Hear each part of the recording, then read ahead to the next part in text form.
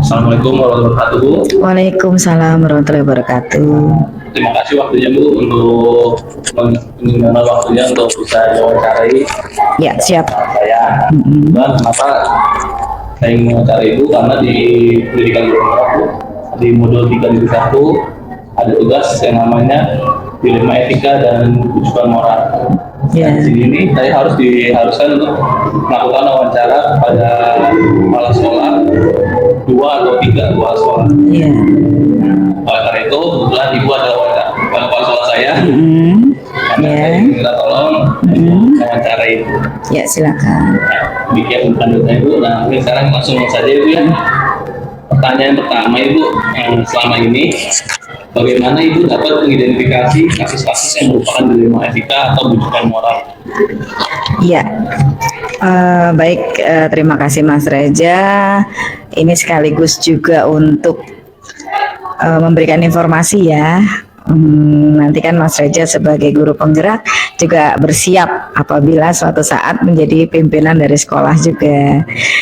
Untuk di sekolah kita tentang dilema etika, kemudian rujukan moral, yang pasti ketika kita memberikan pembinaan ya kepada baik itu pendidik, tenaga kependidikan maupun kepada siswa, pastinya kita mempertimbangkan hal-hal yang menjadi perhatian. Contoh, ketika dilema tersebut terjadi, kalau kita menegur nanti ada ketersinggungan atau sakit hati, maka caranya adalah ketika kita berbicara menggunakan regulasi atau aturan, tidak menggunakan perasaan. Karena kalau perasaan itu cenderungnya kita nanti tidak akan bisa mengemukakan sesuatu secara gamblang, secara efisien dan tepat sasaran. Jadi kalau saya prinsipnya sedapat mungkin kita pelajari regulasi-regulasi yang ada. Poin apakah yang sekiranya itu menjadi poin negatif, nah itulah yang kita coba sampaikan sesuai dengan regulasi. Itu kalau yang terregulasi. Yang tidak terregulasi, kita punya pertimbangan-pertimbangan moral. Contoh adalah agama tentu saja ya. Jadi ketika pembahasannya kita kembalikan kepada agama gitu. Kalau seiman, kalau tidak seiman pun saya yakin juga punya pagu-pagu yang dasarnya sama. Ya, seperti itu. Ya, terima kasih Bu. Jadi lebih berpegangan pada regulasi untuk kasih suatu masalah dilema etika atau rujukan moral. Betul. Oke, pertanyaan nomor 2 Bu. Selama ini bagaimana Ibu menjalankan pengambilan keputusan sekolah Ibu, terutama untuk kasus-kasus di mana ada dua kepentingan yang sama-sama benar atau sama-sama mengandung nilai kebajikan? Iya. Ambil contoh, kemarin kita mengajarkan proyek ya Bu. Iya. Proyek itu kan ada yang ada di data untuk bisa dilakukan di dana BOS, ada juga di data ya. Iya. Tapi kegiatan terus berjalan, nah seperti apa Bu? Iya. Untuk pengambilan keputusan, kasus-kasus di mana contoh tadi ya yang dicontohkan Mas Reza adalah ada pendanaan-pendanaan yang di luar unbudgeter, bagaimana mengantisipasinya. Yang pasti yang diperlukan pertama adalah kolaborasi, artinya kolaborasi dengan tim dari pelaksanaan kegiatan itu sendiri. Tim berembuk memecahkan masalah, contoh apabila ada komponen yang tidak tercantum di dalam RKAS. Tentu saja nanti dari tim tersebut muncul beberapa ide dasar untuk menyikapinya.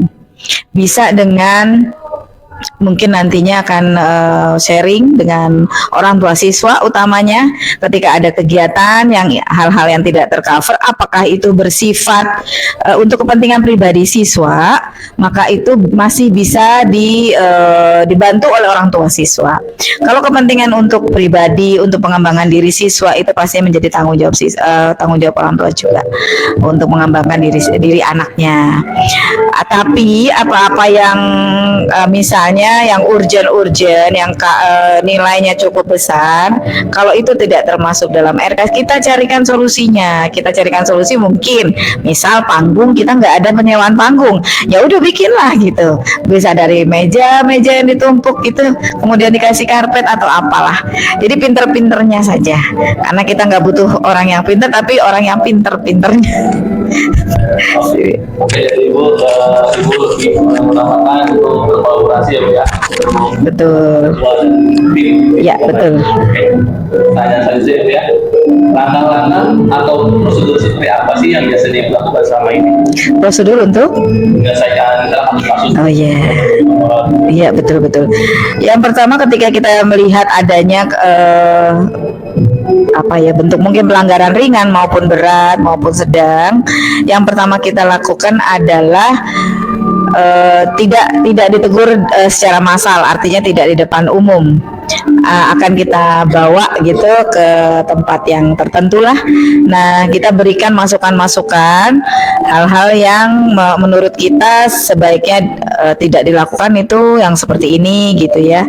Jadi jangan sampai menyakiti hati juga pada saat menegur, karena kan katanya kalau sudah tertoreh itu susah sembuhnya kalau hati ya gitu.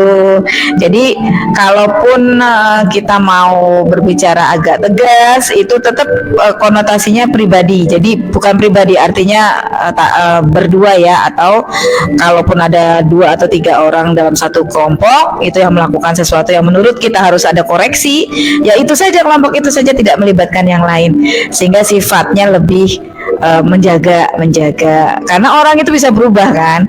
Kalau kita bawa ke umum, nanti ketika dia berubah, orang taunya dia masih yang sama, kasihan nanti gitu ya gitu. Oke, tadi dulu ya.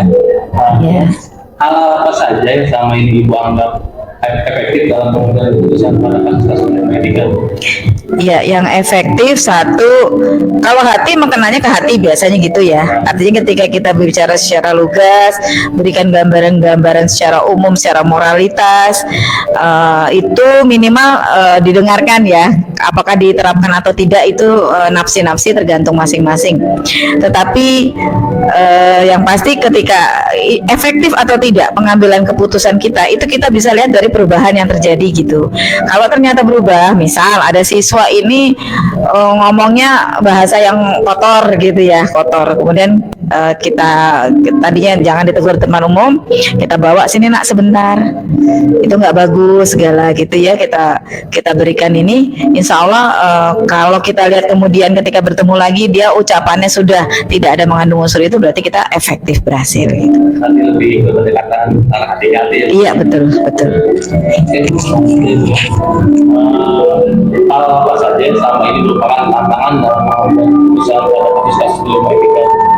Tantangannya satu, kita khawatir yang kita berikan pembinaan itu ada sakit hatinya, ada rasa tidak terima, ada rasa dipermalukan, ada rasa apa ya istilahnya, kok saya kena ini seperti ini gitu, kena pembinaan dan lain-lain. Itu pasti tantangan kita berani atau tidak gitu untuk menegur secara, artinya ada dokumentasi yang bisa kita jadikan bahwa kita sudah melakukan pembinaan, agar suatu saat terjadi hal yang tidak kita inginkan, melibatkan orang luar, apalagi melibatkan pihak lebih atas, kita sudah berusaha gitu, kita sudah menunjukkan bahwa kita sudah pernah berusaha melakukan pembinaan, seperti itu Mas. Oke, jadi lebih ke ini antara perlukasan itu dulu kan Iya. kita menemui hal Iya, tantangannya itu. Oke, selanjutnya ya. Apakah Ibu memiliki sebuah tata cara atau jadwal tertentu dalam sebuah penyelesaian kasus di etika? Apakah itu langsung menyelesaikan di tempat atau memiliki sebuah jadwal untuk menyelesaikannya untuk atau prosedur seperti apa yang Ibu jalankan? Tentu harus update ya. Jadi kalau kita menunda, itu nggak update lagi gitu kejadiannya. Jadi memang harus pada saat itu juga. Ketika kita melihat ada etika moral yang perlu kita koreksi, maka pada saat itu jugalah harus kita lakukan tindakan untuk pembinaan. Jadi lihatin dulu ya kasus saya Bu ya. iya betul. Saya kan juga ya. Kalau iya betul, kalau hari itu juga kemudian kita koreksi, ternyata masih lagi misalnya dikoreksi ulang. Kalau sudah tidak, maka kita berikan bentuk apresiasi malah. Artinya kita rangkul gitu ya. Kalau ada kita rangkul bahwa kita apresiasi dengan beliau sudah menganggap apa yang kita sampaikan itu bisa diterapkan gitu. Jadi ketika menyelesaikan masalah sampai bisa bilang ada titik temunya ya Bu ya. Iya betul. Selanjutnya Bu ya, adakah seseorang atau faktor-faktor yang selama ini mempermudah atau membantu Ibu dalam mengambil keputusan dalam kasus-kasus dilema etika? Oh pasti saya kan butuh informasi ya. Informasi ini tentunya disaring dari orang-orang yang menurut kita memang menyampaikan informasi secara jujur, gamblang dan apa adanya. Dari informasi yang mereka berikan itu membuat kita bisa mengambil garis merah untuk menyelesaikan masalah. Yang terakhir Ibu, dari semua hal yang telah disampaikan, pembelajaran apa yang Ibu petik dari Ibu mengambil keputusan dilema etika? Iya, baik. Kalau kita sebagai ini kebetulan kepala sekolahnya wanita, jadi kan mainnya perasaan. Tapi tadi seperti saya awal katakan semuanya berdasarkan regulasi. Ketika kita melakukan pembinaan pun kita berikan logika-logika, kita berikan gambaran secara hukumnya, secara legalnya, sehingga itu kemudian memberikan penguatan. Jadi intinya pelajaran yang dalam keputusan dilema etika yang awal adalah kita harus memposisikan diri pihak netral. Pihak netral jangan memihak dahulu karena kita kan nggak tahu ketika kan tadi saya bilang kayak saya koreksi seketika. Kita kan pada saat itu tidak tahu yang sisi A dan sisi B, pasti hanya sisi yang kita lihat. Maka dari pelajaran itu kita tadi tetap dalam posisi netral. Apa yang kita lihat kita sampaikan secara apa adanya yang kita lihat seperti itu. Walaupun mungkin kejadian atau kondisi alaminya tidak seperti itu, tapi minimal ya udah yang kita lihat itulah yang kita perbaiki atau koreksi. Oke Bu, jadi dari semua pertanyaannya, terima kasih Bu. Sama-sama. Semuanya mungkin bisa jadi pembelajaran juga buat saya. Iya. Assalamualaikum warahmatullahi wabarakatuh. Waalaikumsalam Iya. warahmatullahi wabarakatuh. Harus lebih baik lagi ya. Makasih. Sama-sama. Terima kasih Bu. Saya ulangi lagi Bu, saya kenal diri dulu. Saya Reza Bu dari SMP 24 Jakarta. Kebetulan ada tugas modul 3.1 itu tentang dilema etika dan rujukan moral Bu. Saya ingin belajar dari Ibu, pengalaman Ibu sebagai kepala sekolah di 176 ini. Saya ingin bertanya Bu, selama ini bagaimana Ibu dapat mengidentifikasi kasus-kasus yang merupakan dilema etika atau rujukan moral? Ya, sebenarnya kalau untuk terima kasih ya Mas Pak Reza, salam kenal juga, saya Nur Hayati, Kepala SMP Negeri 176. Tadi pertanyaannya adalah bagaimana mengidentifikasi ya. Itu sebenarnya bisa kita lihat dari mengidentifikasi ketika ada keresahan-keresahan yang ada di lingkungan belajar, di stakeholder yang ada di sekolah, entah itu di anak-anak, entah itu di guru-guru, ataupun di karyawan, itu biasanya bisa terdeteksi tuh. Kalau biasanya berjalan mulus gitu, tiba-tiba ini ada yang kayaknya ada sedikit gitu ya, ini ada apa nih? Itu biasanya seperti itu kita mendeteksinya. Dari hal-hal kecil. Dari hal-hal kecil, betul. Dari hal-hal kecil. Oke Bu. Pertanyaan kedua ya Bu ya. Kan selama ini nih Bu ya, bagaimana sih Bu menjalankan pengambilan keputusan di sekolah Ibu? Misalnya terutama untuk kasus-kasus di mana ada dua kepentingan yang sama-sama benar atau sama-sama mengandung nilai kebajikan. Baik. Contohnya seperti ini pendisiplinan anak Bu. Iya. Misalnya kan kayak misalnya terlambat, misalnya Ibu setuju nggak misalnya anak ini diberikan hukuman atau hanya duduk saja, tapi efeknya anak itu positif atau negatif? Begitu. Iya, kalau untuk yang hal-hal seperti itu memang kami sudah melakukannya ya, itu dini, sejak dini. Jadi dari pintu gerbang itu kami itu selalu ada guru yang menyambut, kemudian di bagian ini kalau ada anak-anak yang tidak rapi dan sebagainya, itu ada guru BK yang siap di sana di ujungnya. Jadi udah ada tuh ya. Jadi secara dini itu sudah. Kalau nanti ternyata ini tidak tuntas gitu ya, itu saya tidak pernah untuk sendiri mengambil keputusan. Biasanya kami ada forumnya. Jadi ada forumnya itu dari wali kelas dulu. Kalau wali kelasnya sudah tidak selesai, baru masuk guru BK. Guru BK tidak masuk lagi, tidak selesai, nggak masuk lagi dari kesiswaan. Sampai kalau memang sama sekali ini belum selesai, baru ke kepala sekolah. Dan disitulah saya baru menggali ceritanya seperti apa. Kenapa ini bisa terjadi?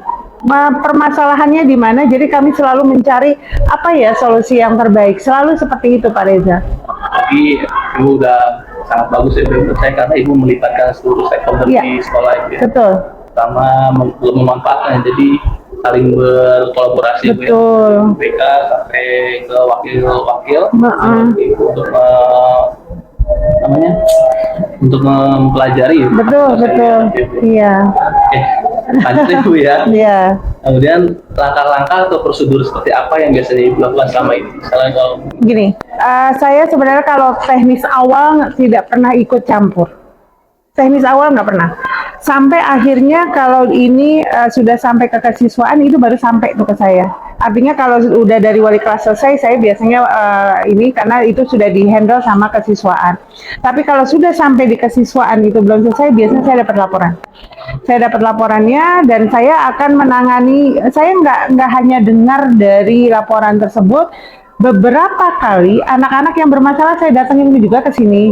Kalau orang tuanya datang juga karena diundang, saya beberapa kali juga saya nanyakan ke orang tua. Jadi sebenarnya kasus itu seperti apa? Jadi saya nggak hanya dengar dari sisi guru saja, tapi dari orang tua dan dari anak. Saya dengarkan di situ. Kalau saya sudah punya bahan yang lengkap gitu ya. Kenapa saya harus lakukan itu? Karena anak ini misalnya akan dikeluarkan dari sekolah, itu ya kan yang terakhir tanda tangan itu saya. Saya keputusan terakhir, jadi saya nggak bisa main-main dengan yang begitu. Jadi selalu dengar dulu dari sekeliling. Ada beberapa kasus di sini yang orang tua, yang guru-guru udah bilang, ibu ini udah nggak bisa dipertahankan.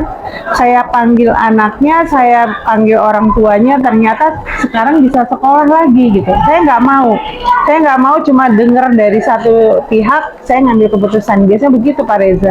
jadi memvalidasi suatu Iya, dulu ya Bu ya. kalau sudah sangat ya, karena nggak mungkin saya pegang semua gitu. Karena ya seperti ya contoh lah tawuran ya Bu ya. Tawuran. Ya, sebagai kita sebagai guru kan ingin anak ini kan berlanjut. Ya, kalau misalnya sampai putus, dia juga belum tentu nanti lanjut lagi masa depan juga. Apalagi kalau harus anak itu keluar gitu ya, kita udah nggak sanggup, itu benar-benar kita pakai rapat pleno. Jadi bukan keputusan saya, bukan keputusan ke wakil, tapi keputusan kami. Jadi selalu begitu. Melibatkan Semuanya, betul. Lanjutnya Bu ya. Ya. Kemudian hal-hal apa saja yang selama ini Ibu anggap efektif dalam pengambilan keputusan pada kasus dilema etika? Yang paling efektif adalah kita sebenarnya ini kolaborasi tadi. Dan kita bisa benar-benar menggali anak ini masalahnya di mana. Kadang-kadang anak itu bermasalah, gurunya tidak nangkep juga begitu loh.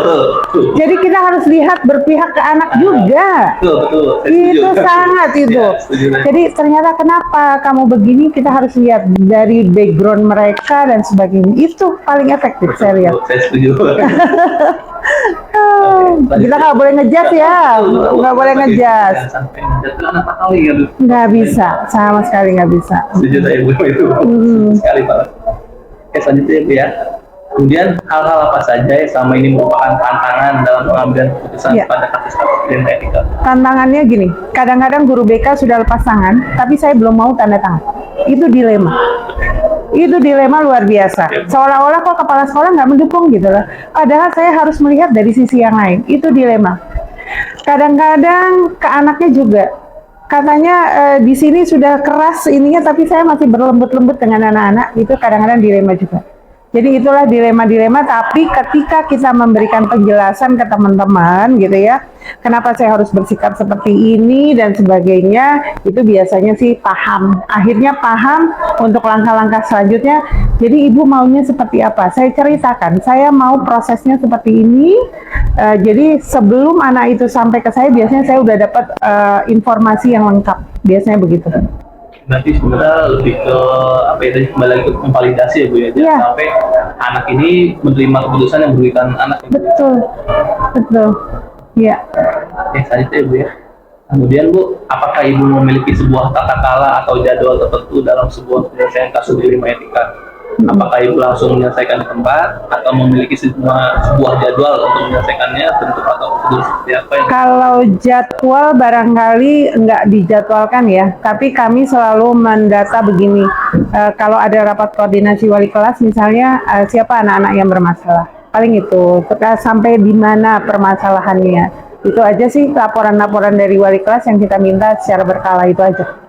Tapi nanti dari wakil orang dari wali kelas ke guru BK berarti itu? Nanti guru BK dihadirkan juga gitu, dihadirkan juga. Jadi untuk tindakan selanjutnya pembinaan biasanya kita serahkan ke guru BK ini, gitu. Biasanya itu, adakah seseorang atau faktor-faktor apa yang selama ini memudahkan atau membantu Ibu dalam pengambilan keputusan dalam kasus-kasus dilema etika? Seseorang itu pasti ada ya, membantu. Guru BK itu sangat membantu karena mereka saya lihat pintar sekali untuk menggali informasi. Kesiswaan juga membantu, apalagi wali kelas itu semua sangat membantu karena informasi itu butuh orang-orang yang bisa merangkul semuanya gitu. Jadi saya setuju sekali ya. Jadi ya inilah saya juga punya gambaran Bu, ketika menjadi suatu pemimpin pelajaran kita harus melibatkan Seluruhnya. jangan sampai kita egois mementingkan Betul. dari sudut pandang kita saja. Betul. Yang terbaik buat kita. Belum tentu, iya. Oke Bu, pertanyaan terakhir ya Bu. Ini Bu, dari semua hal yang tadi disampaikan, pembelajaran apa yang dapat Ibu petik dari pengalaman Ibu mengambil keputusan dilema etika? Gini, saya ambil pelajaran bahwa ada yang hal-hal yang rasanya awalnya kita anggap itu tidak baik gitu ya. Ternyata kita mengambil keputusannya nggak langsung di-cut, tapi kita perbaiki. Ternyata itu bisa ada hasil yang di luar ekspektasi kita. Jadi pembelajaran itu. Jadi kita nggak boleh menjas anak. Ternyata ketika kita memberikan maaf, memberikan kesempatan, ternyata mereka bisa luar biasa. Betul, yang itu terakhir saya setuju lagi. Bener Bu, itu pengalaman saya sendiri. Karena itu saya SMP itu nakal banget Bu. Saya mau kemarin. Tapi ada guru BK yang menasihatin, kamu ingin sebenarnya tidak nakal, kurang perhatian. Ya, betul Bu, guru BK gitu. tahu. Dalam materi kurang perhatian itu, saya anak cowok satu-satunya dari 3 bersaudara. Jadi saya kayak iri dengan anak-anak saya yang selama ini bermain saya sendirian. Saya sebenarnya dari perhatian doang gitu. Seperti itu tadi saya ini. Ternyata untuk jadi orang yang diperhatikan tidak harus silir atau nakatin, tapi dengan prestasi. Akhirnya saya main ekskul basket akhirnya tinggi sekali. Malah tinggi kan. Saya pernah ada juga cerita waktu saya masih ngajar dulu. Anak ini selalu dijas, ini anak enggak pokoknya bermasalah lah. Terus saya komunikasi dengan orang tuanya, saya ke anaknya, sampai saya sarankan anak ini coba deh Bu dibawa ke psikolog untuk bukan karena masalahnya, bukan. Anak ini arahnya kemana? Karena keluarga besarnya semua di fakultas hukum, sementara nih anak nggak mau gitu. Orang tuanya udah mengarahkan ke sana. Ternyata begitu udah nih, kemarin udah agak lama sih, sekarang mungkin udah lulus kuliah kali ya. Dia lewat depan rumah saya tanpa sengaja sama temennya pakai motor, dia langsung berhenti gitu kan, berhenti. Terus saya kaget kan, siapa gitu. Tahu nggak lo, katanya. Saya sambil dirangkul, ini guru gue yang jadi guru orang IPA, katanya. Ini dia, itu di depan rumah dan saya nggak tahu. Ya ampun, ini anak gitu. Jadi ternyata itu ketika semua menjas, kita memberikan arahan yang benar gitu, bisa cemerlang ini anak gitu. Berubah sudut pandang saya juga. Iya, bisa cemerlang kan, ya. Oke Ibu. Terima kasih Pak Reza. Saya terima kasih sudah mau bersedia diwawancara Ibu. Iya. Sekali lagi mohon maaf mengganggu waktunya dan terima kasih banyak Ibu. Iya. Ibu Nur dan salam kenal juga. Iya. Baru kali ini malah baru pertama kali Ibu. Iya. Enggak. Ya udah. Sukses buat Pak Reza, sukses semua rencana-rencananya ya. Terima kasih banyak Ibu. Sama-sama. Ya. Sudah mau habis?